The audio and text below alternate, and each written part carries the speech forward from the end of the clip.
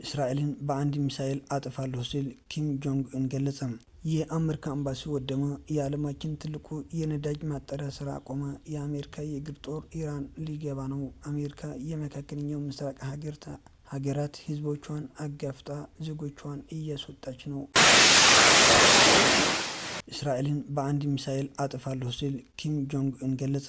የሰሜን ኮሪያው መሪ ኪም ጆንግ ኡን ለቴህራን ያላቸውን ጠንካራ ድጋፍ በመግለጽ አስፈላጊ ሆኖ ከተገኘ እስራኤልን ለመምታት የሚያስችሉ ሚሳኤሎችን ለኢራን ለማቅረብ ዝግጁ መሆናቸውን አሳውቋል። መሪው በሰጡት እጅግ አስደንጋጭ መግለጫ እስራኤልን ከዓለም ካርታ ላይ ለማጥፋት አንድ ሚሳኤል ብቻ በቂ ነው በማለት የፒዮንግያንግ የባሊስቲክ እና የኑክሌር አቅም ለዓለም አሳስበዋል። ይህ የሰሜን ኮሪያ መግለጫ የወጣው አሜሪካና እስራኤል በኢራን ላይ የከፈቱት ኦፕሬሽን ኤፒክ ፋር በተፋፋመበት እና የኢራኑ መሪ አያቶላህ አሊ ካሜኒ መገደላቸው በተረጋገጠበት ወቅት ነው። ኪም ጆንግ ኡን ሰሜን ኮሪያ ለኢራን በጦር መሳሪያ የታገዘ ድጋፍ ለማድረግ ያላትን ቁርጠኝነት የገለጹ ሲሆን ቻይና ለኢራን የላቁ ሚሳኤሎችን እያቀረበች እንደሆነ በሚነገርበትና ሩሲያ በምዕራባውያን ላይ ጠንካራ ማስጠንቀቂያ በሰጠችበት ወቅት የሰሜን ኮሪያ ጣልቃ ገብነት ቀውሱን ይበልጥ ውስብስብ አድርጎታል።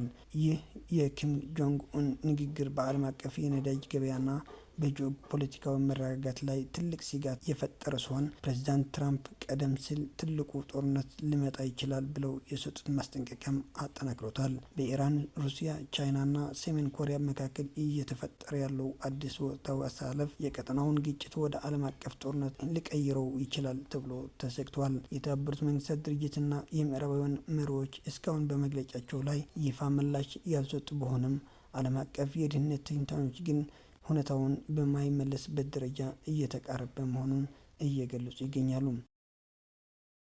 ቻይና አሜሪካን የሚያሰጉ ሚሳኤሎችን ለኢራን ማቅረቧ ተሰማ።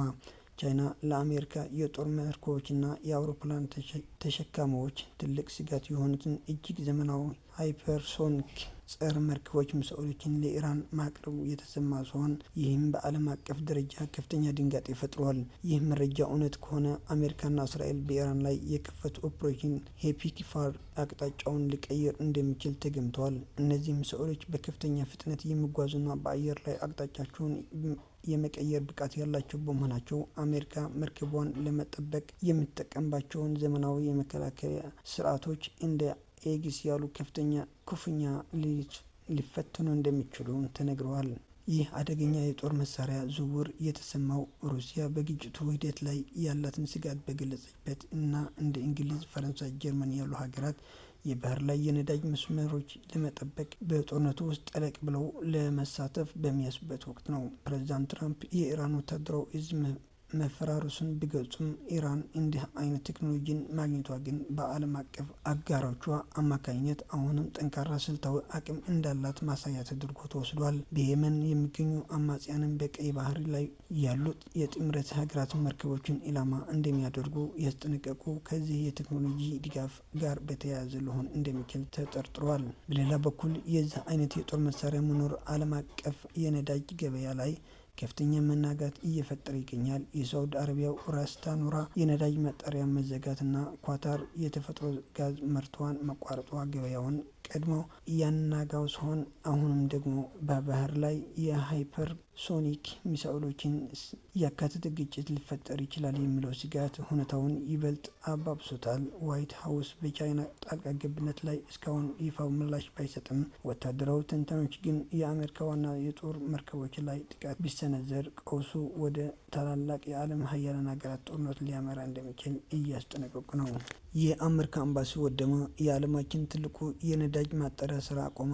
የአሜሪካ የእግር ጦር ኢራን ሊገባ ነው። አሜሪካ የመካከለኛው ምስራቅ ሀገራት ህዝቦቿን አጋፍጣ ዜጎቿን እያስወጣች ነው። የአሜሪካና የእንግሊዝ ጸብ አምስተኛው ቀኑን የያዘው በአሜሪካና በእስራኤል ጥቃት የተጀመረው የመካከለኛው ምስራቅ ጦርነት በርካታ የአካባቢውን አገራት ለኢራን ጥቃት አጋልጦ ቀጥሏል። ትናንት ማክሰኞ ከማለዳ ጀምሮ እስራኤል በቴህራን እና በቤይሩት ወታደራዊ ኢላማዎችን ባላቸው ስፍራዎች ላይ ተከታታይ የአየር ጥቃቶች እየፈጸመች መሆኑን አስታውቃለች። የሳውዲ መከላከያ ሚኒስቴር በሪያድ በሚገኘው የአሜሪካ ኤምባሲ ላይ በሁለት ድሮኖች ጥቃት መፈጸሙና መጠነኛ ጉዳት መድረሱን ገልጸዋል። የኢራን መንግስት የኢራን መንግስት መገናኛ ብዙኃን በባህሬን በሚገኘው የአሜሪካ አየር ኃይል ማዘዣና የሰራተኛ ህንፃ ላይ ጥቃት መድረሱን ዘግበዋል። የአሜሪካ ውጭ ጉዳይ ሚኒስትር ማርኮ ሩቢዮ የአገሪቱ ጦር በኢራን ላይ የሚፈጽመው ከባድ ጥቃት ገና እየመጣ ነው ሲሉ አስጠንቅቀዋል። ጦርነቱ ከጀመረ ጊዜ አንስቶ 6 የአሜሪካ ወታደሮች ተገድለዋል። በኩዌት የሚገኘው የአሜሪካ ኤምባሲ በቀጠናው የተፈጠረ ውጥረት በመጥቀስ ዝግ መሆኑን አስታውቋል። እስራኤል ወደ ሊባኖስ እግረኛ ጦሯን በማስገባት ተጨማሪ ቁልፍ ስፍራዎችን ልትቆጣጠር በመሆኑ አስታውቃለች።